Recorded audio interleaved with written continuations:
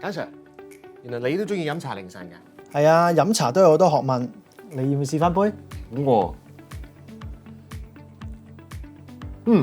呢杯上等普洱茶味道醇厚，底子好深喎，就好似港股咁，個市都沉澱咗咁多年，近嚟終於都發力啊！今年港股走勢的確強勁，中美貿易談判時有變數，不過最後都達成停戰協議。依家中國經濟增長動力主要仍然靠出口撐住，不過樓市低迷同埋通縮壓力仍然需要有效嘅政策去提升消費同埋投資信心。政府近期推出反內卷措施有冇幫助呢？有啊，反內卷措施主要抑制惡性價格戰以搶佔市場，減少過度競爭，從而推動產業整合、優化創新。最近唔同行業嘅出廠價，例如煤炭、金屬、電子、能源供應等，都開始有回穩跡象。中期希望擺脫通縮，以刺激民眾嘅消費意欲同埋投資信心。所謂水滾茶靚，泡茶都好講時機㗎噃。最近聯儲局重啟減息，時間又係咪啱啱好呢？可以咁講，美國勞動市場明顯轉弱，新職位數字下跌，而喺關稅嘅影響下，市場對通脹嘅預期仍然保持溫和。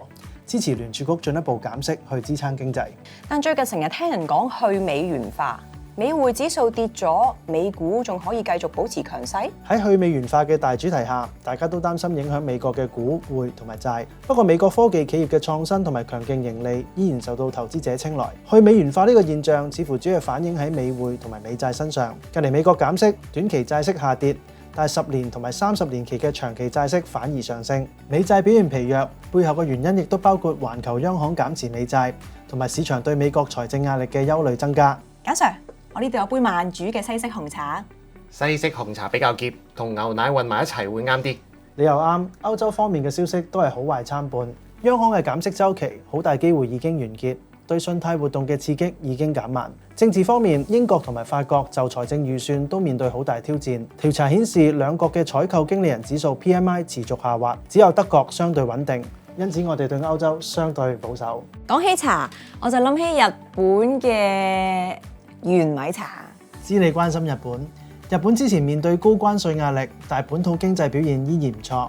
新任首相偏向鴿派，唔太鼓勵央行加息，市場反應都幾正面。最近日本央行宣布減持 ETF 同埋房地產投資信託基金，但係步伐非常慢。現時央行持有大約37兆日元嘅 ETF， 以每年減持大約3360億嘅日元計算，要過100年先減得晒。央行政策保持溫和，對日本市場都有利。咁亞太市場呢？亞太市場整體走勢都傾向樂觀，台灣同埋韓國嘅表現都仍然受到科技出口支持。印度市場雖然有所降溫，不過最近印度降低商品服務稅，有望刺激消費，帶動增長。提提各位富達成員，富達 MPF 將於今年12月30日加入積金易平台，積金易資訊包已經發送咗俾大家，請細閱當中嘅重要內容，完成積金易註冊。我哋鼓勵大家參加富達嘅積金易網上講座。屆時會講解平台嘅實用資訊、計劃轉移前後要留意嘅事項，同埋示範點樣喺平台上管理自己嘅強積金帳戶等。富達會致力助你順利過渡至平台。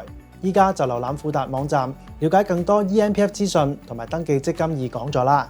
有簡 Sir，MPF 就一切從簡。